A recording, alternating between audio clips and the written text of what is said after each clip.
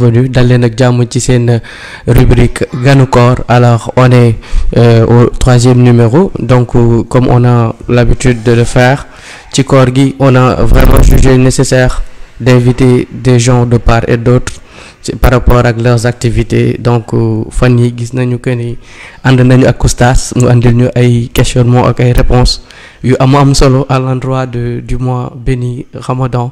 Donc tey nag ñu laal beneen facette, invité ay gan yu nga xam ni c'est des invités spéciaux du nom de monsieur Ousmane Ndao ak kooku nga xam ni mooy monsieur Arona Sakho. Donc tey on est là pour parler de la jeunesse, donc qui parle de développement et d'émergence, parle de jeunesse. Et à cette occasion ñu invité kooku nga xamante ni si moom mooy monsieur Ousmane Ndao, nekk le président du mouvement La Voix de la Jeunesse ici à la ville tricentenaire Saint-Louis du Sénégal. Ousmane, maa ngi lay nuyu.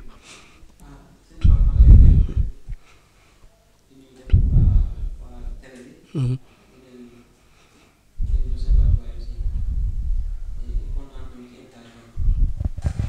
Super. Alors à ma gauche ma ànd ci ak kooku nga xamante ni si il n'est plus à présenter dans la ville où la mer et le fleuve se croisent.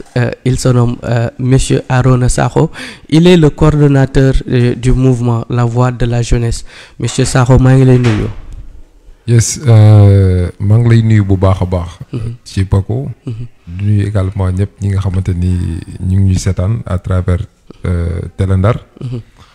Donc di am mbégte bu baax a baax ak di encourager bu baax a baax li nga xamante ni toujours mooy suñu objectif. bi nga xamante ni yàgg nañ koy xeex ça fait plus de 15 ans. mooy Ndar déjà am lu mel ni Télé Ndar. Super. Donc loolu c'est un combat boo xamante ni yàgg nañ koy xeex. ñu gagné ko. ñu ciy sant yàlla bu baax a baax nag di gërëm ak cant ñi nga xamante ni ñoom ñoo ko diriger. Donc là je parle directement au directeur. Et tous les éléments qui travaillent ici. Donc ñëpp ñu ngi leen di gërëm di leen sant bu baax a baax. di leen wax ni jaajëf.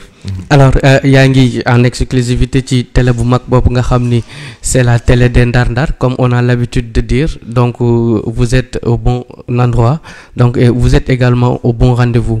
Donc di wax ni rek tey nag dama leen a dalal fii ci plateau Télé Ndar monsieur Ndao pour parler tout simplement de votre mouvement. Bi nga xamante ni si mu ngi nekk di def ay activités yu intéressantes et ça a connu benn tournure bu nga xam ni c'est vraiment remarquable, c'est plausible.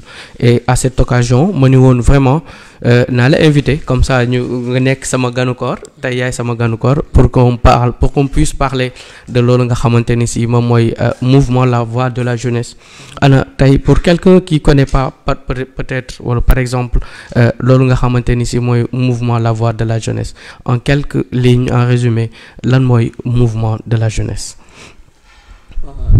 maa ngi lay nuyuwaat tamit sëñ Paco. Mouvement bi mi ngi soxeekoo ci toog di waxtaan ak di dox di gis. ni yenn jeunes yi nekk Ndar ni ñuy dundee. ñu gis ni tamit seen dundin metti na. ñu gis ni tamit bon war nañ toll nañ ci nga xam ne war nañ mën a liggéey dans seen doole am nañ bëgg. mais xëy na tamit boobu li ñuy yóotu dañ ci jotul. ba tax na ñu koy doxalee noonu. sur ce ñu toog ñu waxtaan ñu ne ñu pourquoi pas comme li ñuy ñëw chaque jour fii. nit dab la ne la gannaaw doo may nangam. ñu ne pourquoi pas ñu dajaloo nekk benn nit ñëpp amul xaaj amul seen. képp nga xam ne bëgg na ci bopp ñooy bokk ci. ñu doxalee ko noonu nga xam ne tey bu ma amee. di nga am kenn dina am kenn dina am. ci loolu ci la mouvement bi juddoo. ñu dem formaliser ko bu nekk ci ay base yu leer. ba xam ne léegi yàlla may nañ tamit ñuy intervenir. au niveau du MAC maison de correction. d'arrêt et de correction. waaw voilà merci beaucoup. donc def nañ ci ay intervention yu bëri. ci jëm ci bu ñu jub koor gi. donc dañuy dem xool seen besoin. mu toll ñu dem di jël seen besoin ñëw jébbal dem. ñu taxaw ci quoi. moom sotti daal. donc mouvement bi noonu la juddoo. te tamit ñu ne même ci côté jeunes yi nga xam ne tamit peut-être amuñu formation. ñun ñu xool nan la ñuy def ba jox leen pour ñu mën a am ay formation yoo xam ni au moins danañ ci mën a gagné même bu fekkee par jour dañ ci mën a gagné par 1000 francs sax. ñu ne loolu baax na. ñu former leen. voilà ñu former leen ci affaire outils yi nga xam ni maîtriser nañ ko. ñu defal leen ko gratuitement.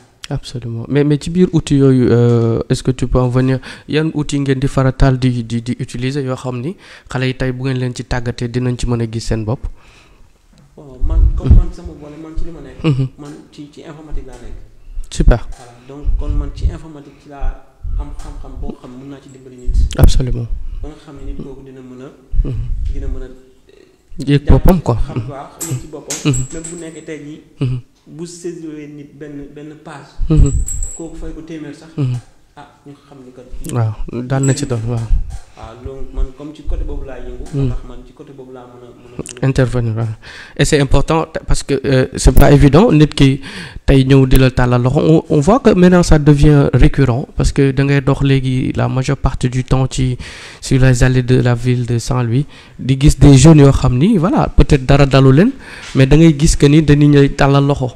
di la wax grand may ma 100 francs grand may ma 1000 francs alors tey ku dégg présentation bu plausible boobu nga andi à l'endroit de votre mouvement dina xam ni loolu c'est un mouvement bi nga xam ni dina yëngu de manière inclusive envers à l'endroit de la jeunesse donc di leen boole ku nekk ci li mu yor daal ca lay mën a jàppale moromam en tout cas monsieur Sakho est ici présent dans notre plateau de ce soir moom aussi il fait partie de nos invités dafa bokk ci gan yi nga xam ne tey dama leen a dalal ci ganu koor moom mooy le coordonnateur de ce fameux mouvement La Voix de la Jeunesse Sakho ana yan kàddu nga ci andi ak yan jéego nga jot a doxagum ci mouvement boobu di La Voix de la Jeunesse. Ok, merci beaucoup DJ Paco. Comme il a si bien dit notre président Ndao, donc je pense que le mouvement aussi est né en 2022. Donc nous sommes à nos 2 ans. Nous avons fait normalement du mois de février passé. Alors comme il l'a si bien dit, c'est un mouvement social, c'est un mouvement culturel, c'est un mouvement environnemental aussi, parce que depuis notre naissance, on a quand même jugé nécessaire, comme nous l'avons dit, que c'est des énergies positives. Et quand je dis ceci, moi que ni ay nit li nga xamanteni dañuy joxante loxo comme yow ni nga ma xamé ci côté culture mom aussi ñu xam ko ci côté informatique xamé keneen ak keneen ci domaine am ñun dañuy joxante loxo fexé bi nga xamanteni ñi li ñuy laccé ñun jox leen ko mën na nekk du yomb la mais du leen jëriñ li jëriñ mooy nañu booloo suñu doole def ko benn ku ci nekk ñu fexe ba nga xamanteni duñ la may jën mais ñu jàngal la li ngay nappee. C'est important. Donc je pense que c'est comme ça est né le mouvement La Voix de la Jeunesse. Et comme tu l'entends aussi, donc mouvement la voix déjà sur ces 2 synonymes qui veut dire la voix des sans voix, mais qui veut dire aussi un chemin, une route. Donc je pense que tey jii nii loolu mooy li nga xamante ni muy tënk mouvement bi. du benn assemblée générale bu ñu def. nit lu ko am ambition woo ñu ci ñu ànd ak moom selon les objectifs yi nga xamante ni bëgg nañu atteindre à Saint-Louis. donc suñuy première activité yi ñu def comme ni ñu ko gisee pour wax ni aussi toujours on prône pour le social. mooy que nous sommes allés à la MAC. La maison d'arrêt et de correction, on a fait là-bas des dons. Depuis 2021, on n'était pas encore formalisé. Et je pense que c'est ce qui est l'initiative même de ce mouvement. Donc, Fofu, 2022 aussi, nous allons voir Fofu non. Dimbale ñi nga xamanteni ñoy suñuy mag suñuy rak suñuy ndijaay ak suñuy yaay aussi parce que aussi il faut qu'on le rappelle. Amna ay jigen sax ñu fa nek ñi nga xam dañu am doom te seen doom yi amuñ sax ay couche bébé yi nga xamanteni war nañ leen mën a permettre effectivement seen doom yi bu ñu demee ginnaaw kër ñu war a mën a taxaw seen bopp ak yu demee noonu donc je pense que tout ce qu'on fait dañ koy tënk ci domaine social. Absolument. Donc loolu mooy li nga xamante ni moom moo tënk le mouvement de la jeunesse et que di wax ni en termes de perspective ou bien même avant qu'on en arrive en cela jot nañu liggéey ci lu bëri ci côté formation comme ni mu ko waxee ay nit yi nga xamante ni c'est des partenaires financiers mais li ñu gën a intéressé mooy c'est des partenaires en termes de formation ay jigéen comme ay góor ñu jël leen dugal leen ci ay bërëb ñu mën a am xarañteef bu leen mën a permettre comme ni mu ko waxee léegi à l'entame de son introduction mu mën leen permettre ñoom ay formation yu leen mën a permettre ñu mën a doxal seen bopp ba mën ci jëriñu. Donc je pense que dans l'ensemble bu ñu ko mën a présenter le minimum qu'on a loolu mooy la voix de la jeunesse.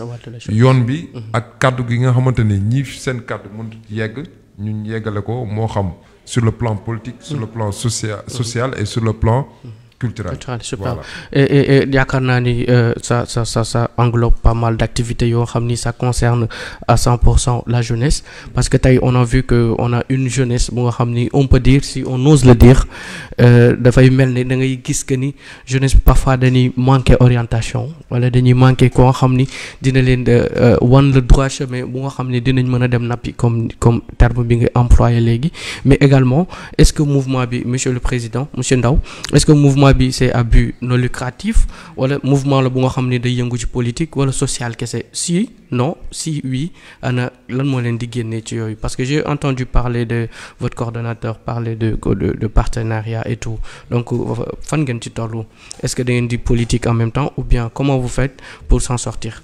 Ouais donc comme merci encore Paco. Ñun on fait de la politique sociale en fait. Vous savez. Donc si on dit politique sociale c'est pas politique comme politicien. Voilà. Politique sociale. Voilà. Politique autrement comme on dit. Merci beaucoup. Parce D'accord. Que nous, on n'entend pas que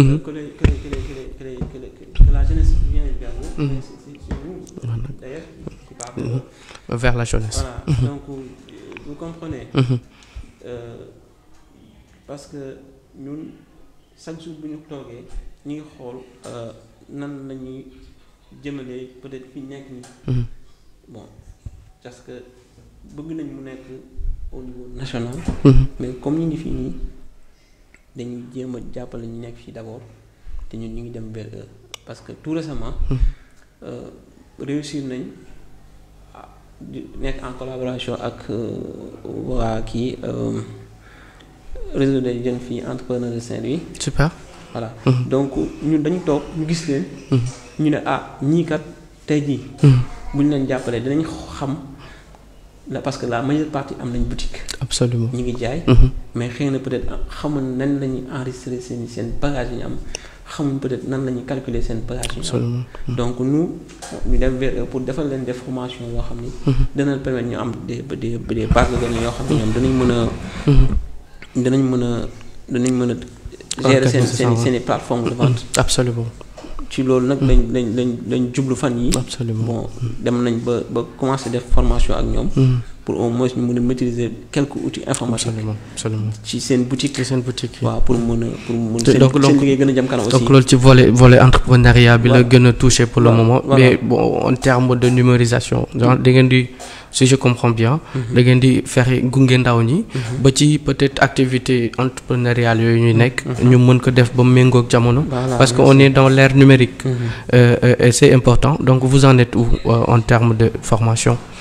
Formation aussi donc on avait des partenaires. Bon am nañu ay partenaires yoo xam ni bon ce sont pas des Sénégalais ñu ngi jógee fële Espagne. Donc aussi tamit bon ils nous avaient promis de nous donner des bourses au moins pour ñu waa mouvement bi ñu xool yan nit la ñuy yóbbu foofu. pour ñu defal leen formation.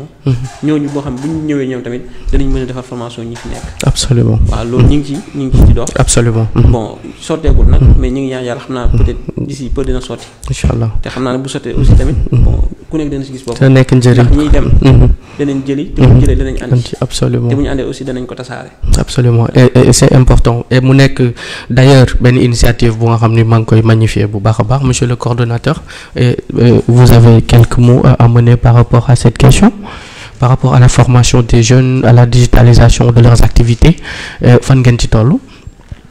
Bon je pense que comme il a si bien dit monsieur Ndao donc qui est notre président en matière de formation c'est ce qui nous intéresse de plus quoi donc je pense que je l'avais dit tout à l'heure mooy que on a essayé de sensibiliser le maximum possible en le disant parce que avant d'en arriver sur la question par exemple de la formation mais la formalisation des entrepreneurs parce que tu as évoqué tout à l'heure la question sur l'entrepreneuriat donc pour tous ces membres à qui nous avons travaillé ensemble li ñu leen di wax mooy que ni effectivement ci lépp loo mën a nekk il faut que nit ñi xam ni yoon may na la pour nga mën a liggéey lii te loolu ñu ngi koy tënk donc ci wàllum këyit.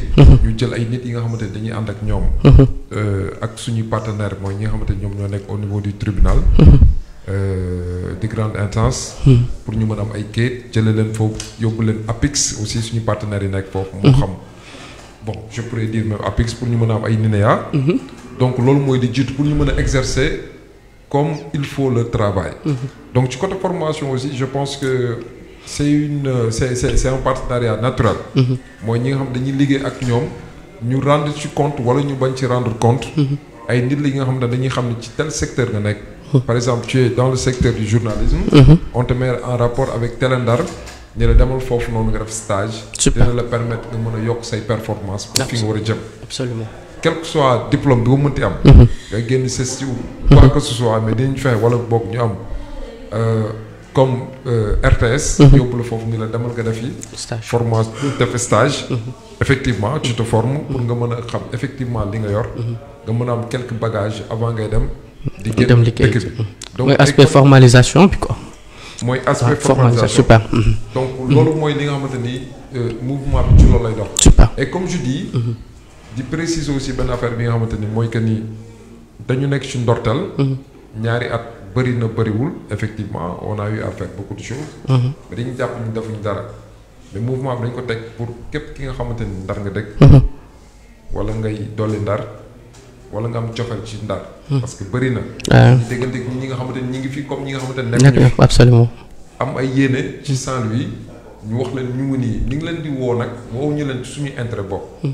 parce que mouvement peut-être bu doon le président wala le coordonnateur rek mënoon fu si nekk mënoon a nekk ci point. absolument mais tey bu ñuy wax nga dëkk ndar. nga dolli ndar. wala nga am yéene ci ndar mooy bépp projet bi nga xamante ni bu ñu war a suqali la fii ci Saint-Louis du Sénégal moo xam ci wàllum mbay mi. moo xam ci wàllum càmm gi. moo xam ci wàllum informatique. moo xam ci wàllum jàng wala bañ a jàng ñun am nañu ay éléments yi nga xam war nañ leen mën a insérer ci lu nekk. ci côté absolument ci domaine bu mu mën a nekk. ci domaine bu mu mënti nekk. macha allah donc loolu moom mooy importance su. mouvement la voix de la jeunesse. c'est pas parce que rek ñi ñuy waxal mooy ñi am diplôme lay demee. parce que effectivement comme il a dit tout à l'heure on a eu des étudiants yi nga xamante ne on a des partenaires espagnols. ñoo xamante ni pare nañ pour defal leen bourse. ñoom ñoo leen di daggal billet. ñoom ñoo leen jox fi ñu dëkk. inscrire leen et tout. mais tamit de l'autre côté on a aussi des partenaires yi nga xamante ne sax ay Saint-Louisiens lañu am fi ay tool. on a des agronomes qui sont à l'université Gaston Berger. donc ñooñu pare nañu pour dénk leen seen alal. absolument te ku la dénk sa alal. ku la koo dénk alalam. di ko fay. absolument donc loolu mooy un peu le projet du mouvement la voix de la jeunesse. et juste pour terminer. ci côté bi nii par rapport à l'intervention. mooy que ni tu as parlé un peu de la politique. absolument effectivement nous faisons de la politique sociale loolu la wax. mais tey depuis 2 ans nous n'avons jamais pris de position. parce que li ñu gëm mooy avec ou sans ñi fi nekk nous on parle de Saint-Louis. effectivement c'est une association nationale. mais quand même on a des directives. on a une direction. et cela dit tout simplement que tey jii nii ak ku fi mënti nekk ak nguur gu fi mënti nekk. comme ni nga xam yàgg nañ koy xeexee mairie bi fi nekk. wala boog le conseil municipal loolu laa mën a wax. mooy jeunes yi dañu war a liggéey. et effectivement dañu war a liggéey parce que am na ñu toog seen buntu kër. dara intéressé wu leen mais am na ñi nga xamante ne lu ñu mën ak lu ñu mënul ñu ngi koy def ñu ngi yeewu 7 heures.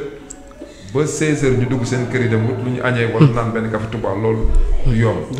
ñoom ñëpp dañu war a liggéey. parce que tamit on a une responsabilité. nous qui sommes des voix. ou sans voix. je dis ceci pas en casquette de coordinateur. du mouvement de la voix de la jeunesse. j'ai été animateur. j'ai été et cetera. dañu wax ni képp ki nga xamante ni tu veux être.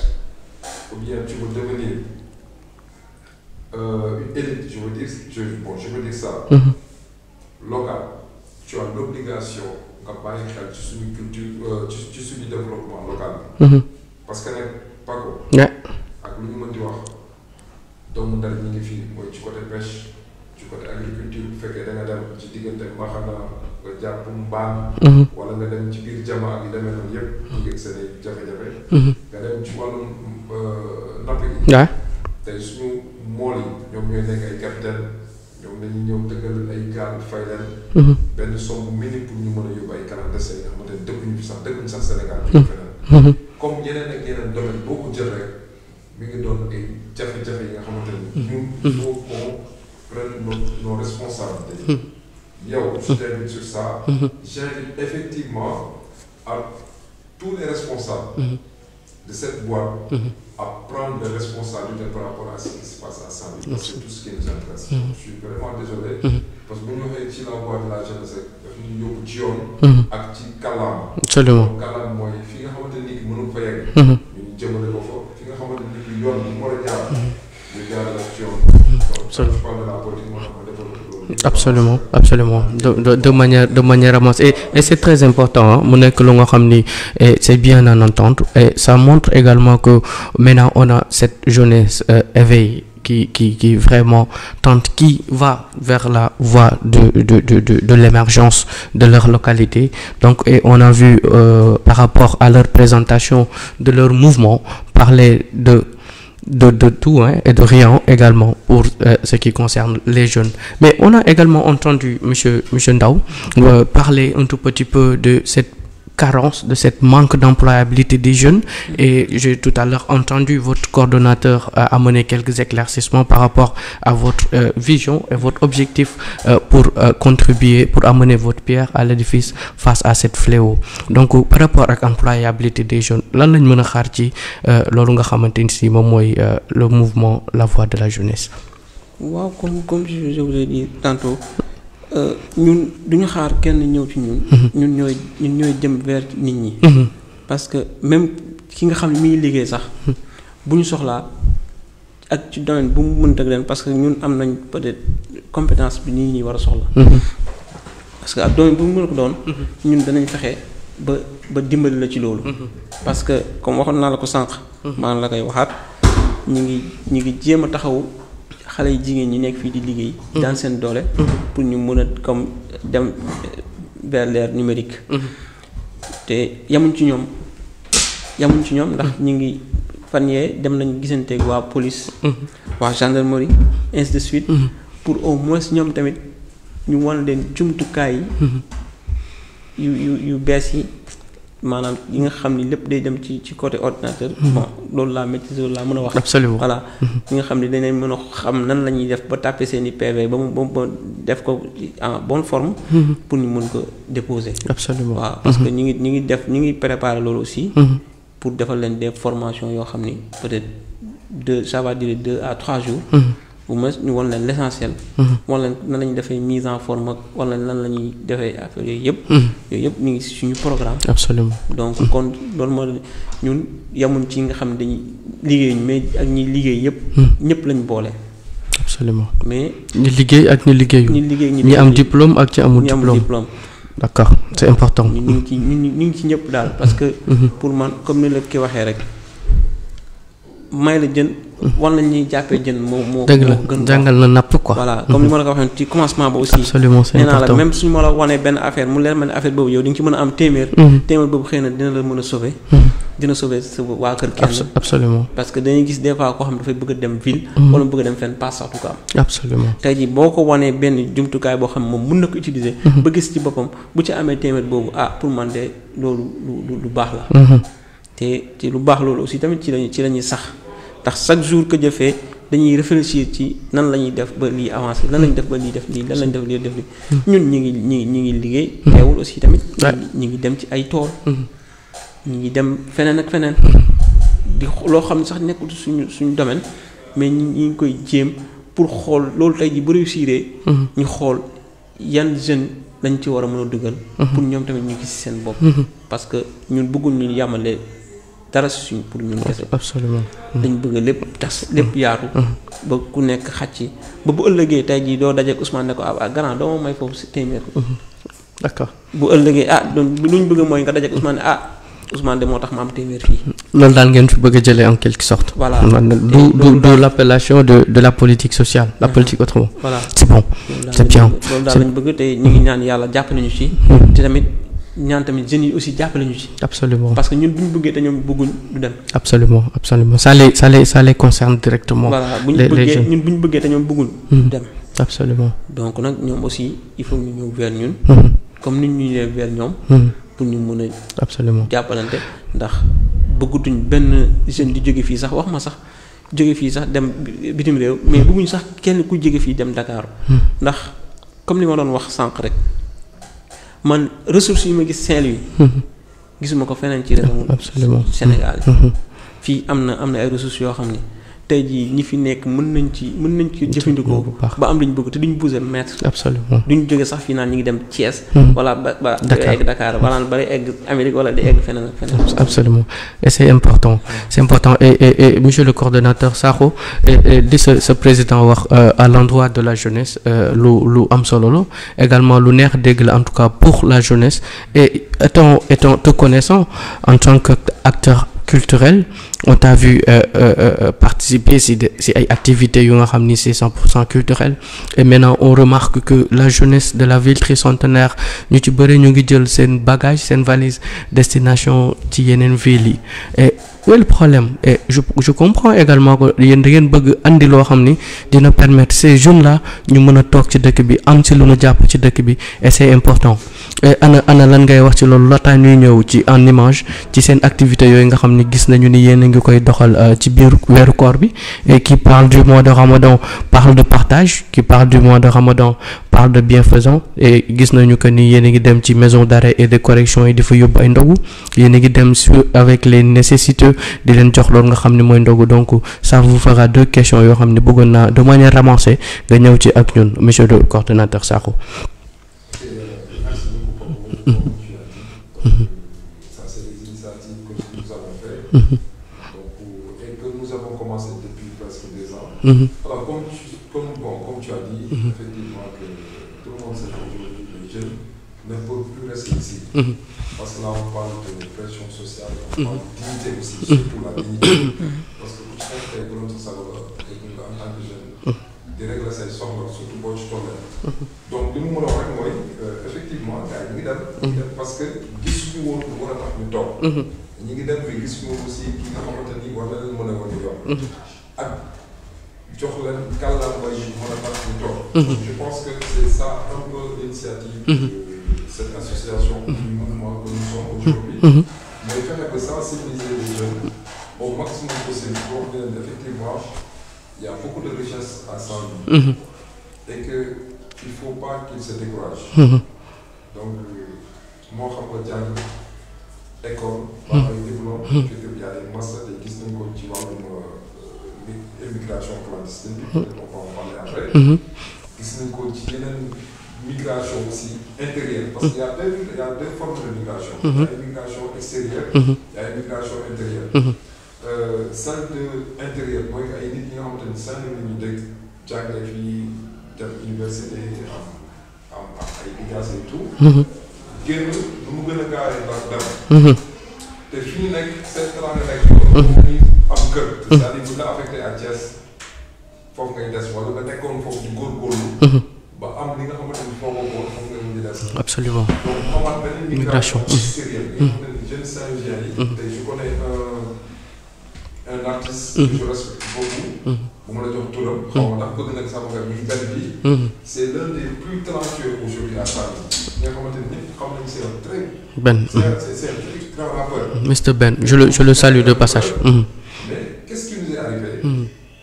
ñu toog ba benn jour ñu noo benn bi gisatuñu ko xamatuñu fu mu nekk. ñu def ay recherche ba moom mu woote que ni ñu ngi Espagne. super je crois que tey loolu un gars boo xamante ni def na ba am master. master ci université.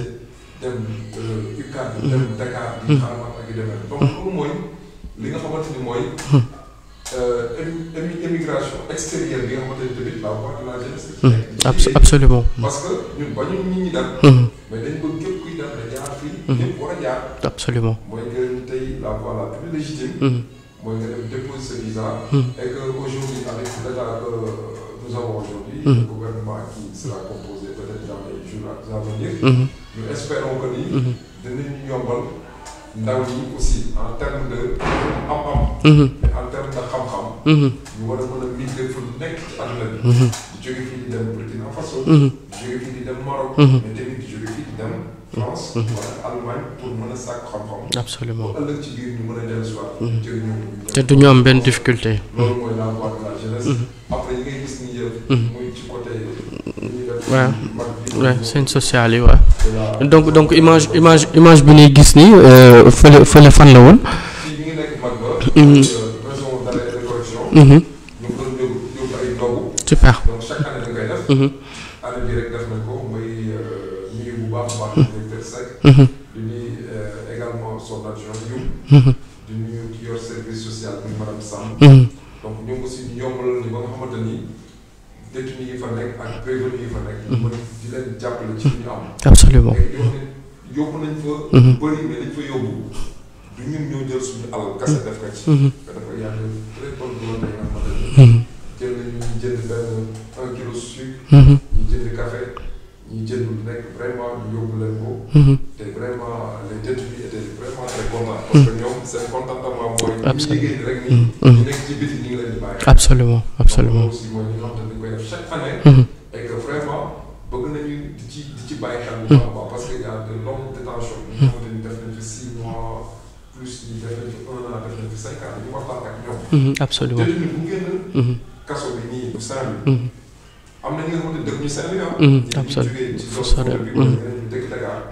dañuy woo téléphone yi ñoo leen jox paas bi dem. super parce que nit boo ko génnee. ñu ngi demoon na ñibbi te yoru paas. d'accord liggéey ci biir. absolument parce que y a des travaux forcés yoo xamante ni ils sont payés. bu fekkee liggéeyoo amoo loo génnee pour paas. kooku mën na agressé pour jël yoon. absolument c'est une bonne idée. bu ñu mettre en place joxe suñu numéro de téléphone au niveau de l'administration pénitentiaire. ñu leen képp génn nañu woo.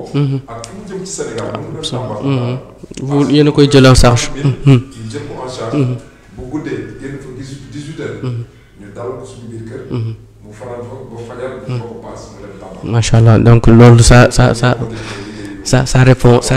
répond effectivement à cette question dont votre président a tout à l'heure parlé et je veux tout simplement dire la politique sociale et à travers ces images qui sont en train de dérouler on voit carrément que vous êtes sur la bonne voie et vous êtes en train d'appliquer ce que vous dites monsieur Ndao et comme li olof di wax tunga ni du teew ñuy nataal on a vu les natals et on voit que yéen a ngi def lu am solo et li ci gën a am solo coordonnateur daf ko wax et ça m'a beaucoup touché muy le fait que détenu soit libéré ngeen accueillir ko orienter ko et pour lui guider la voie de sa maison ana ci tënk rek yan kàddu ngay andi ci loolu. waaw comme ni ko Sakho waxee. ndax ki nekk ci biir. xëyu fa gontu fa. donc peut-être amul lu mu def ci poche am ñun ñu ne kii bu génnee nañ ñu contacter ñu xool li ñu am. même bu nekkee yére la sax ñu jox ko dàll. jox ko paas mu dem. dem fekk ci ay mbokkam. absolument te ba tey sax loolu gënaluñ ndax li ñu gënal. ñu ngi ci di dox te ñaan yàlla aussi mu sotti. mooy fexe sax ñun tamit ñu mën a am accès ci biir bu baax. pour au moins même ñu nekk ci biir. ñu leen defar ay formation ñoom tamit. ba nga xam ni tey jii peut-être kooku bu génnee dina am ci lu jàpp bien vrai que ñi ngi def des formations foofu. parce que fekk nañ ñoo xam ñi ngi def ay menuiserie ñi ngi def leneen ak leneen. am ñoo xam sax ñoom ñoo nekk ci seen tool yi foofu. parce que am nañ genre tool foofu ci ginnaaw. donc mais ñun comme ni ma wax rek man moom maa ngi ci ère numérique bi. donc képp kuñ ci mën a jàppale ci formation aussi. ba nga xam ni tamit tey jii boo génnee. di nga mën a suivre yoon boobu am ci li nga ciy am ba nga xam ni tey jii peut-être bu fekkoon tey jii agression moo la fa yóbbu. di nga tal leneen lu dul agressé. absolument bu fekkoon tam sàcc moo la fa yóbbu. boo toogee liggéey ñu fay la. yaakaar naa doo jóg dem sàcc. absolument voilà donc ñun ci yoon boobu lañu nekk. absolument te yoon boobu aussi tamit dañu gis ni yoon bu baax la. te yoon bu yàlla gërëm la. absolument waaw donc nag li ma lay waxaat rek. nit ñi bu ñu ñëwee vers ñun yaakaar naa lépp dina yaatu. absolument et comme ni ko directeur waxee c'est très important et dina gën a yaatu bu baax a baax parce que tout simplement on a vu que am nañ ay jeunes yu nga xamante ne si ils sont prêts à relever le défi et en l'occurrence de mes deux invités ici présents ce soir ñoom ñu nekk les responsables de ce mouvement La Voix de la Jeunesse et permettez-moi également de saluer chers internautes yi nga xam ni ñoo ngi topp émission bu mag boobu nga xam ni moom mooy Ganu Koor comme yéen a ngi koy déggandoo maa ngi gis ay interaction des gens qui disent que maa ngi jëf social maa ngi teewlu émission bi bu baax a baax am na ñu nga xam ni ñu ngi rafetlu bu baax li ngeen di def ku ci mel ne Franck Eddy nee na lii dafa am solo di dem ci prison yi ak daara yi di leen jox loolu nga xam ni moom mooy des dons et donc mu nekk lu am solo donc on voit que message yi bëri na trop duñu mën a lire lépp mais en tout cas ce qu'on peut dire en grosso modo moom mooy que ni seen initiative bi c'est vraiment à saluer tout à l'heure dama dégg monsieur Sakho wax lu nga xamante ni si dafa am solo il nous a parlé de migration interne comme de migration externe et c'est très important et yaakaar naa ni dina nekk benn point boo xam ni bëgg naa ñu échanger ci mais li ma ci gën a attirer sama attention peut-être nekk loo xam ni soxal na également internautes yi nga xam ni ñoo ngi nekk di suivre seen émission bi moom mooy l'immigration clandestine et dañoo gis que ni au-delà de ce problème d'employabilité des jeunes beaucoup de gens en ont parlé et dafa dem ba dañoo gis que ni la réponse est devenue un peu salée parce que tout simplement on voit que les jeunes sont en train d'emprunter l'eau salée la mer pour di joindre loolu nga xamante ni si moom mooy beneen dëkk di def voyage irrégulier di jaar ci pirogue yu nga xam ni c'est vraiment risqué et on a vu que cela a fait des dégâts cela a fait des chiffres très élevés par rapport à la mortalité et mu nekk lu nga xamante ni si vraiment maa ngi ci sensibiliser bu baax a baax bépp ndaw bépp jeune bu nga xam ni yaa ngi ñuy seetaan en tout cas monsieur le président avant may ñëw ci Sakho en quelques lignes lan nga ñu mën a wax ci phénomène immigration clandestine boobu nga xam ni gis nañu c'est devenu récurrent. voilà donc loolu li ma ciy wax lu tuuti la. parce que booy xool ñi ngi wane ay affaires yu bari. di ci wax pour man nag bon fi ñu ko war a def lañ ko deful. parce que pour man information bi dafa des. tey jii loolu ñuy joxe pour jàllale information. dañ ko war deful fi ñu ko war a def. tey jii bu ñu ñëwoon tey jii fekk comme Télé Ndar. ñu jox ko jumtuwaay yu war. pour information bi jàll ni mu waree. absolument yaakaar naa yu bëri dana wàññeeku. absolument yaakaar naa. yu bëri dana wàññeeku. waaye nag bu ñu jëlee loo xam ne def ko foo xam ne waruñ ko fa def. dana continuer ndax lii dafa yàgg. ndax chaque jour nga dégg jàpp nañ ki doon def. te teewul bu ëllëgee dañuy defaat. absolument waaw donc nag buñ ko defee fi ñu ko war a def. ba information bi tas. partout ñi nga xam ne war nañ leen jàppale pour ñu mën a jàllale information yi jàllale leen. parce que quoi qu'on puisse dire aussi tamit Télé Ndar aussi tamit bon jàllale information moo ko fi tax a toog. absolument et mi ngi ci bay waaram bu baax a baax bu ko nag parce que xam naa ni aussi. ay propre moyen lay demee. absolument tey jii nag bu ci gouvernement bi duggoon. jàpp ci jox ko jumtuwaay yi war. yaakaar naa ni information dina gën a tas. te dana gën a fluide. te bu fluide tamit ñëpp danañ ci jot. absolument te bu ci ñëpp jotee aussi tamit bon. absolument yaakaar naa dina wàññeeku. te yaakaar naa ni loolu dafa bokk ci seen programme l'accès à l'information. voilà à la jeunesse dafa bokk ci programme c'est très intéressant en tout cas comme ni ngeen ko gisee di ko defee. yaakaar naa ni des maisons médiatiques yu mel ni Télé Ndar même vision bi la am parce que moom également moo ngi ci bay waaram bu baax. moo ngi nos portes sont ouvertes par rapport ak tout à l'heure dégg naa ce coordonnateur wax ci ay stage et tout et ça c'est très important parce que Télé Ndar également loolu la fi nekkee donc monsieur le coordonnateur Sakho en quelques mots par rapport à l'immigration clandestine parce que dégg naa ce président wax ci. Merci beaucoup. Je pense que li ci wax ñu ngi neex trop parce que aussi on a des partenaires. xamante ni ñu ngi nekk île de Canaries. donc di ci liggéey bu baax a baax ñenn ñi ay espagnol lañu comme d'autres ce sont des sénégalais mais quand même ay interprètes lañu. super. ñi nga xamante ni ñu ngi foofu en Espagne. donc pour wax ne rek diggante 2020 en matière de statistique quoi. diggante 2020 ak 2024 mën nañu enregistrer ci li OIM wax. plus de 18 000 personnes. surtout des jeunes comme des femmes. absolument. ñi nga xamante ni jël nañu la voie Méditerranée quoi. ci océan Atlantique bi bëgg rejoindre les côtes de l'Espagne. Absolument. ou bien les côtes des îles de Canaries. Absolument. donc li gën a grave mooy ñi nga xam ne ñu mën a expliquer. ci diggante aussi 2020 pour aussi Sénégalais xam ko parce que état du Sénégal. joxul nombre bi. joxul nombre exact bi nga xamante ni tey jii nii mooy suñuy jeunes frères. ñi nga xamante ni par désolation ñeneen ñi par frustration ci la ñu jógee Sénégal dem. comme aussi ñeneen ñi nga xamante ni dañuy jóge parce que aussi il faut pas oublier que le Sénégal c'est un pays de départ ci jamono bi ñu nekk nii. bu njëkk ba y avait d'autres points mais nii. li ma mujj yëg mooy y a une semaine de cela. donc may remercier bu baax a baax waa section de recherche de Saint-Louis brigade gendarmerie. ah ouais. tey y avait plus de 40 de personnes yoo xamante ni ñu ngi jógee Comores. Île Comores. Île de Comores en fait c'est un pays qui se trouve en Afrique du Sud. En Afrique de l'Est. donc boo xoolee diggante bi ñuy jógee ñoom seen réew ñëw ba Sénégal pour woon a mën a jël gaal dem Espagne. moo gën a sori ci li leen dese diggante Sénégal ak Île de Canaries. donc ñoom ñu jël ay vol wàcc fii nii. ak complicité commandant bi nga xamante ni moo nekk fii nii ci brigade de la gendarmerie et que ma koy remercier bu baax. parce que ils m'ont fait quand même preuve de reconnaissance. ma ñëw xam effectivement nu mu demee la semaine dernière maa ngi foofu noonu. donc malheureusement ñi fa nekkoon pël la ñuy dégg comme man aussi je parle très bien le pël. ñaari nit ñoo fa doon làkk français ñeneen ñi peut-être anglais la ñuy dégg wala arabe. donc juste pour dire que ni c'est un phénomène la bi nga xamante ni c'est l'Afrique qui souffre de ça. moo xam l'Afrique de l'Ouest ñeneen aussi ñi ngi jóge dans d'autres côtes di ñëw di. fii nii def ko point de départ. donc di wax ni tamit yooyu toujours. comme immigration clandestine bi. c'est une désolation. absolument c'est une frustration. bi nga xamante ni sénégalais yi dem nañ ba yëgatuñu ay sénégalais nañ. nga nekk ci biir réew mi parce que c'est pas seulement des Saint-Louisiens parce que li OIM wax. mooy ci dernier mois bi ñu nekk diggante mois de février ak mois de mars. 500 sénégalais 500 jeunes sénégalais dee nañ ci géej. vous voyez. ci diggante. mu la joxe statistiques yi nga xam ëllëg bu ñu ma woowee feneen ma wax ko. absolument diggante mois de février ak mois de mars bi ñu nekk nii.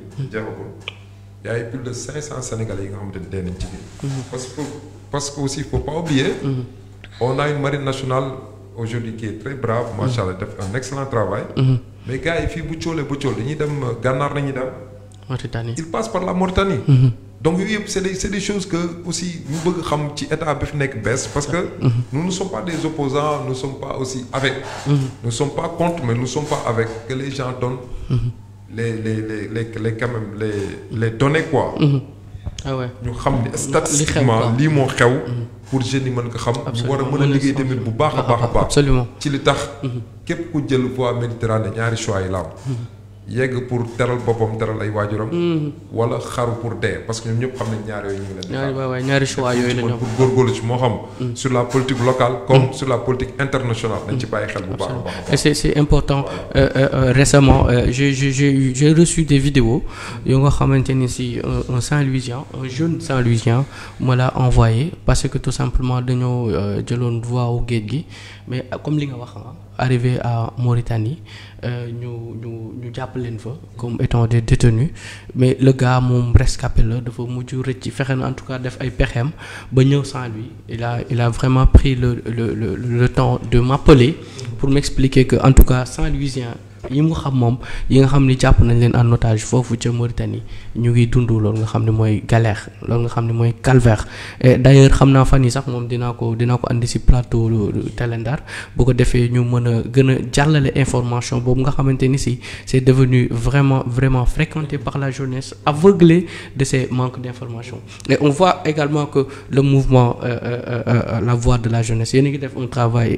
colossal à l'endroit de ces activités donc di wax ni rek lu mel noonu am na solo parce que tey ndaw boobu loolu mu wax coïncider na ak li nga xam ne bokk na ci seen combat donc di wax ni rek dinaa ko dalal fan yi Télé Ndar bu ko defee ñu mën a échanger amplement ci phénomène boobu nga xam ni booy yi nga xam ni ñoo ngi jël pirogue yi di dem ñu ngi koy dund donc di nekk ay prisonniers foofu à Mauritanie donc monsieur le président xam naa ni émission bi mi ngi gën a di dem te temps bi li ñuy dese bëreetul xam naa ni damay bëgg ñu waxtaan tuuti rek ku wax li wax lale si par rapport ak les licences de pêche et loolu c'est très très important et yaakaar naa bokk na également ci seen programme ci tënk ana lan nga ñu mën a andil en terme d'information.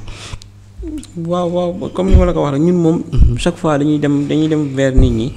di xool di gis parce que récemment rek dem nañ Guet Ndar. te def nañ suñu recensement foofu xool. te booy xool ñi fa am sax daanaka booy xool bëriwuñ. ñi fa am licence de pêche. bëriwuñ te dangay gis koo xam jóge na ailleurs am licence am. te doo xam par ban yoon la jaar ba am ko. ailleurs maanaam ku nekkul sénégalais wala. waaw ku nekkul sénégalais voilà. d'accord. te doo xam ban yoon la jaar pour am ko. donc tamit loolu nekk na ci li nga xam ñi ngi koy bëgg a xeex. pour mu saafarawu xam naa nag du yomb. du yomb moom mooy ñi ngi def suñu recensement. ñi ngi def suñuy calcul. ñi ngi xool donc bu dee ba lépp sotti. ñu yóbbu ko jébbal ko ñi ñu ko war a jox. ñoom tamit ñu xool nan lañ ci mën a jàppee. ba nga xam ni tey jii ñooñu nekk foofu. duñ jël seen gaal yi pour dem. pour yóbbu ay nit. absolument ñooñu nekk foofu bu ñu jëlee seen gaal luñ ciy xalaat moom mooy dem nappi. bu ñu demee nappi andi. bu ñu andee aussi tamit nit ñi nekk fii jëfandikoo ko. absolument c'est important et bu nekk question bu nga xam ni c'est vraiment important parce que monsieur Sakho on voit que maintenant tey pêcheurs yu bëri ñu ngi jànkuwanteeg des difficultés parce que tout simplement ils ont pas l'autorisation wala l'accès de pêcher ci ay zones yu mel na Mauritanie et ñoom également ñoo ngi nekk di dund ay contraintes foofu et donc yéen fan ngeen toll ci loolu et pourquoi ngeen boole ci seen programme. Ouais, bien sûr, comme il a si bien dit aussi notre président, je pense que moi je suis parce que parfois moi parce que je suis toujours intéressé par Saint-Louis quoi, surtout le développement saint-louisien. Donc dans tous ces domaines-là, donc tu vois effectivement, nous sommes allés faire des recensements au niveau de Guet Ndar, plus précisément sur le quai de Djamalay. On a eu à rencontrer les marieurs, les dockerman, donc et tout ce qui s'ensuit en tout cas. mooy chaîne de valeur bi nekk foofu rek mais da nga gis ñoom ñëpp dañu am problème. mais li gën a terre à terre rek la mën a mën a pour wax ne la nii pour la pêche c'est un problème fondamental. ñi doon dem ci géej gi di nappi di ñëw di naaru jaay seen i jën yóbbul seen dëkkandoo. te ñoom ñoo nekk capitaine gaal yi. absolument dem Espagne. donc dañoo bàyyi foofu napp gi. maintenant di parce que gisatuñ seen bopp. super y a l'industrie. Quand on parle aujourd'hui s'il y a des bateaux russes. s'il y a des bateaux chinois. s'il y a des bateaux d'autres pays yi nga xamante ni ñoom à l'espace de 30 minutes. ils peuvent ravager tout. ngay ñëw ngay def artisanat. absolument c'est pas compatible aussi. absolument donc pour expliquer rek nii yooyu yëpp c'est les problèmes néfastes. yu war a tax tey jii nii. sama mbokk yi nga xamante ni ñoo jàngandoo Saint-Jean. ñu mën ak ñoom ñoo nekkandoo woon Didier Marie. Diagne Clédor. am naa ci ay camarades de classe yi nga xamante ni. aujourd'hui capitaine de gaal nañu demee Espagne. absolument donc loolu c'est très désolant. absolument pour dire que ni tey côté pêche bi moom. te loolu c'est pas aussi une question. de politique locale. c'est une question de politique nationale. loolu gouvernement bi fi nekk rek et ñu am yaakaar nag ci ñoom. ci projet bi nga xamante ni liir nañ ko. kenn dinañ ci jël ay jéego te xaaruñu leen ci leneen lu dul lool. absolument suñu problème bi gën a fondamental. en tant que Saint-Louisien aussi je parle même pas du mouvement je parle pas en tant que man di ma doon wala nekk sama ginnaaw. mooy côté pêche bi. lu am solo la pour gars yi ñu taxawuñ ci bu baax a baax. absolument parce que bu njëkk ba depuis Abdou Diouf. ci la ma bàyyi xel. absolument jaaree ko ci Ablaye Wade ba ci Macky Sall moom licence moom loolu ñu yàgg di critiquer. absolument ça problème bu fi yàgg nekkal. ça toujours nangu nañ ci ay bagages su nit tey ñu ci nit kaso. mais ñoom problème bi gën a fondamental. mooy ay bateaux yoo xamante ni c'est des industries ay bateaux yoo xam bu ñu defoon ci géej gi nii. 1000 mètres carrés bi ñu nekk. 5 minutes jën bu fa nekk jàpp nañ ko yóbbu. absolument parce que c'est des bateaux de. waaw léegi ñun ñi nga xamante ni ñi nga xamante ni ils font. de la pêche artisanale. maanaam ñu yor gaal yi 3 jours. pour ñu mën a am le minimum. je parle pas du max mais je parle du minimum. donc loolu moom je pense que c'est une politique nationale et que comme c'est ñi ngi nekk ci. gouvernement ñi ngi nekk ci état bu bees. alternance bu bees ñi ngi am yaakaar ak yàq ni dinañ ci def lu ci war. comme ëllëg liñ ci war bu ñu ko ci deful tamit nous on sera là pour parler. absolument donc je pense que loolu mooy suñuy rôle bu ñuy kii. absolument et que comme ni nga wax que temps bi xat na.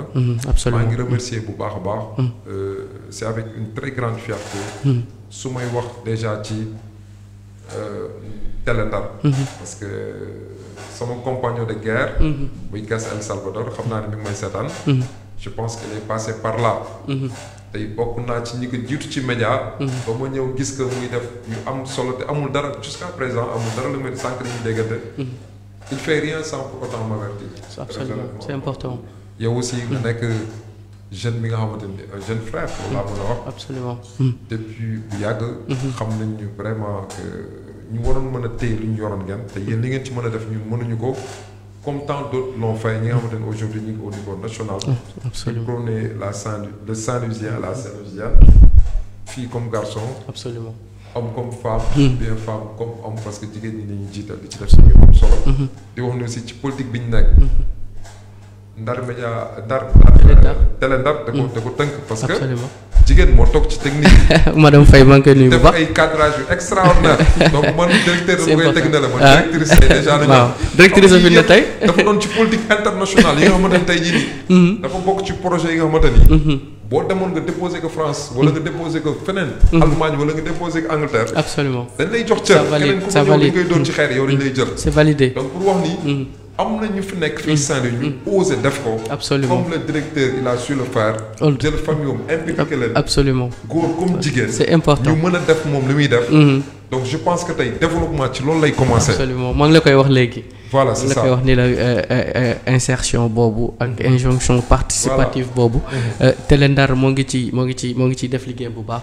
et rôle comme également monsieur Ndaw en tout cas je tenais à le dire comme le dit également ami internautes yi nga xam ne ñoo ngi leen di seetaan ku mel ne Franck Eddy nee na mën na wax ni Ousmane Ndaw nit ku baax. mi ngi yëngu fépp surtout ci côté social bi xam naa ni moom mi ngi lay topp bu baax ce monsieur Franck en tout cas on le salue de passage parce que c'est important parfois ñoom it ñu intégrer leen ci loolu nga xam ne moom mooy rubrique mais également il y a un grand monsieur ku nga xamante ni ci moom également dafa yor un grand mouvement fii ci Saint-Louis du Sénégal mu ngi leen di suivre du nom de monsieur Talla Tall borom mouvement su booba en tout cas gis naa que ni bàyyi na message nee na surtout quand vous parlez de l'agriculture et du social et faire du social c'est une action noble envers les populations surtout celles qui en ont besoin te gis nañu ne également yéen a ngi ko koy def bu baax a baax toutefois il faudrait encourager et conseiller le jeune à aller vers les métiers de l'agriculture car c'est toute une chaîne de valeur et si nous prenons par exemple le riz de la fourche à la fourchette c'est tout un ensemble de jobs qu'on peut conseiller aux jeunes et lan ngeen di wax ci loolu avant ñuy tëj gis-gis boobu nga xam ni seen naataango bu yor mouvement peut-être am solo gu seen émission bi am solo tax na mu wàccee ko jëmale ko à l'endroit de l'agriculture et du social. waaw loolu de moom liñ ci ñu ngi rafetlu li mu wax. parce que li mu wax tamit dëgg gu wér péng la. ndax comme ñu toog fii ñun tamit ñu ngi egg suñuy tool. te tool yi ñu am aussi am na ay jeunes yu ñu jël ñu fay liggéey. te xam naa ne tamit actuellement. man mun ma woon métier ba mu ci dugg sax mun ma woon métier mais mën naa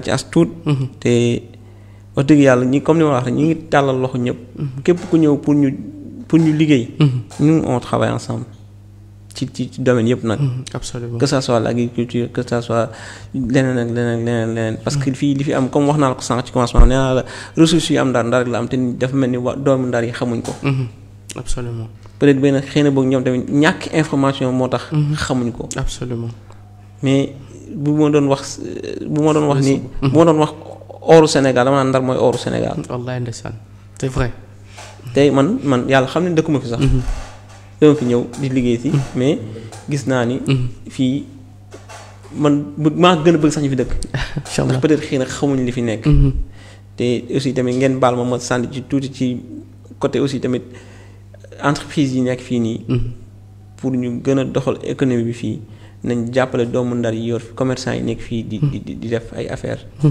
ñen leen di jox ay marché ñoom i tamit ñu ciy gis seen bopp ndax di jël ay jeunes ñuy liggéey ci ñoom parce que da ngay dugg ci benn boutique nga fekk fa mu jël kenn kese dëgg la parce que mënul jëloo ñu bëri ndax bu jëloo ñu bëri peut-être du am lu mu leen fayee te boobaa dafay daan donc nag ci loolu maa ngi wax entreprise yu mag yi nekk fii nii ñu jàppale nit ñi fi nekk pour tamit jeunes yi mën a am ci ñu jàpp ndax bu ñu jàppale ci ñu nekk parce que dañuy gis entreprise yu nekk fii day bàyyi fii dem ba Dakar di commander absolument wala mu bàyyi Dakar dem ba feneen di commander.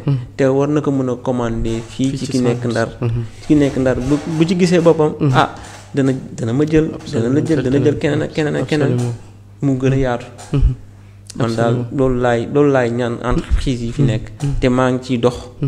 chaque jour maa ngi ciy dox maa ngi ciy wax. absolument waaw di ñaan aussi tamit yàlla mu sotti. absolument incha allah dina sotti en tout cas monsieur le coordonnateur Sakho gis nañu tey li nga xamante ni si moom mooy le mouvement La Voix de la Jeunesse tey pour quelqu'un qui saurait pas appréhender en profondeur ce que c'est que le mouvement de la Voix de la Jeunesse tey bu la déglu seen président dina xam ne lii ngeen di def moom mooy li nga xam ne moom la ñu soxla pour une ville émergente et man je pense que faire la bonne politique c'est faire comme le mouvement La Voix de la Jeunesse parce que comme on l'a très bien compris faire de la politique c'est l'art de vouloir gérer sa cité et tey on peut pas gérer sa cité sans pour autant énumérer sans pour autant inclure sa jeunesse et tey donc suñu gisee ces jeunes yu nga xam ne dañoo booloo doon benn fas yéene contribuer ci loolu nga xam ne moom mooy émergence seen dëkk day nekk un de plus donc like Martin Luther King said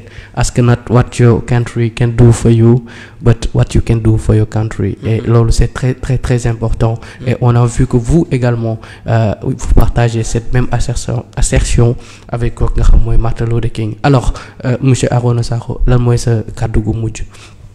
bon jërëjëf kàddu waaw bu mujj bu ñuy waxtaanee fii nii. parce que il va falloir que ñu waxtaan lu bëri surtout Télé Ndar. gis naa fi liberté boobu noonu. ñu war a mën a permettre ku nekk da ngay wax sa xalaat. donc waxtaan bi war a fi yam. donc comme l'a dit le président. donc moi aussi j'appelle effectivement et j'indexe directement. parce que comme li ma wax man li may def wax yu bëri. je fais des enquêtes ak ay statistiques ñoo ma koy may.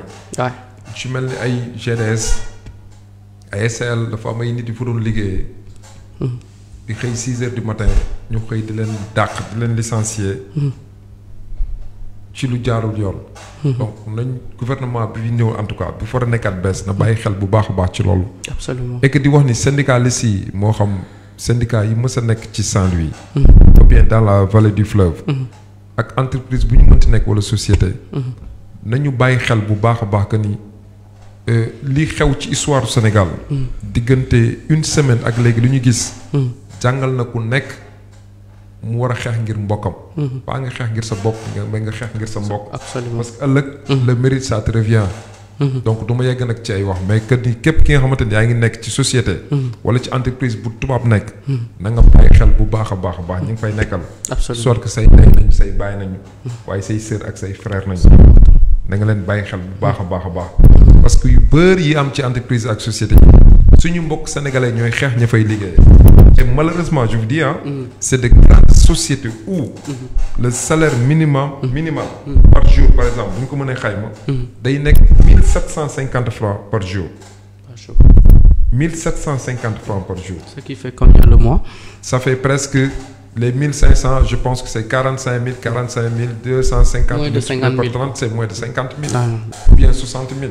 Ce qui n'est pas normal. te di xëy 6 heures du matin nag laa la ñooy njëkk xëy man dama yeew fajar kii xam na lu may wax président maa njëkk yeew ci Saint-Louis jeune bu ma ko sekkal na jël sama numéro ñuy yeewante ma ak moom chaque jour maa ko njëkk ngay lancer défi quoi laa gëm non damay lancer défi absolument mais tu défi kii kon ñooñu laay njëkk gis fajar ay jigéen macha allah c'est vrai di topp ay bus te ñooñu tey fay ñu leen ba pare li gën a garaaw parce que loolu aussi il faut qu'on en parle syndicats yi ñi ko yor c'est des Sénégalais c'est de très bons Saint-Louisiens bàyyi wuñ leen xel jàppale wuñ leen ba pare di leen xeex ñu leen di dàq bu jaarul yoon bu jaarul dëgg donc loolu tamit dafa war a jóg fii à Saint-Louis du Sénégal donc la voix de la jeunesse en tout cas ci li ma gëm ba ma ànd ak le président ak ñi nga xamante ni ñoom ñoo ko composé ñëpp mooy que nii dafa war a bokk ci ñuy xeex injustice aussi là je parle directement de la jeunesse parce que Ndar daaw ñu nangu cag-cag léegi ñu ngi cag-cag Ndar daawul jaay banaana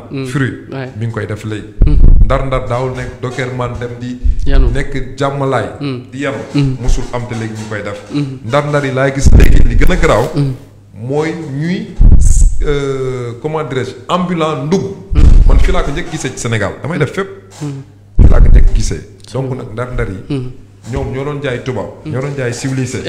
léegi nag ñoo gën a bëgg am dara ne leen gars yi jàpp nañu dem seen yoon. parfois dañuy wax ni ndar bëggul liggéey bu metti et tout. tey ñoom ñoo la gën a bëgg. parce que maintenant il commence à comprendre. Ah oui, absolument. En tout cas, Voilà. Monsieur Sakho, merci beaucoup pour cette intervention à l'endroit vraiment de la jeunesse de la ville tricentenaire, ville de l'élégance et du bon goût à Saint-Louis. En tout cas, tey suñu toogee ba gis des jeunes yoo nga xamante ni si ils se sont engagés de manière bénévole, si j'ose m'exprimer. En tout cas, rien que pour tendre la main ak ñooñu nga xam ne ñooy seen ay naataango jeunes à ce que ñu participer, à ce que ñu contribuer à l'émergence, au développement de leur localité. Donc c'est choses vraiment à saluer, c'est choses à encourager, mais également choses vraiment à magnifier. Alors Monsieur le Président, votre dernier mot, Monsieur Ousmane Ndao. waaw xanaa di la jaajëfal rek di jaajëfal aussi suñu directeur ak suñu directrice bi. Di leen ñaanal tamit yàlla def mu nekk télé bi gën a mag ci Sénégal. Inch'Allah. Yàlla mën na ko yàlla def. te aussi tamit di leen remercier encore daal une fois. dëgg yàlla kontaan nañ ci ñëw bi ñu ñëw fii rëccuwuñ ko. ndax question yi ñu posé aussi question yu pertinente la te voilà daal ñu ngi kontaan nañ ci yéen. D'accord. C'était Monsieur Ousmane Ndao, le président du mouvement La Voix de la Jeunesse ici à Saint-Louis du Sénégal, accompagné de son coordonnateur, Monsieur Arona Sakho. Et alors, on a vu que nous sommes très bien régalés de par des informations vraiment plausibles à l'endroit de l'émergence de la ville tricentenaire à travers les jeunes de cette même localité. En tout cas, di leen wax ni saa su nekk noonu lay demee ak Ganu Koor saa su ne ñu andil leen nit ku nga xamante ni si mu ngi yëngu ci n'importe quoi ci bépp domaine bu mu mënti doon. En tout cas, Ganu Koor tijjil na la ay buntam pour nga ñëw doon seen gan pour que ñu échanger par rapport ak loolu nga xamante ni si yaa ngi ci yëngu. En tout cas, di remercier bu baax a baax monsieur et madame Faye, tey ñoom ñoo nekkoon ci régie bi, ñoom ñoo tax ba tey ñu ñuy seetaan gis image yu yanji yooyu nga xamante ni si moom ngeen di am en exclusivité ci Télé Ndar. Alors ladies and gentlemen, stay tuned, on vous donne rendez-vous très prochainement ak beneen gan. Merci beaucoup.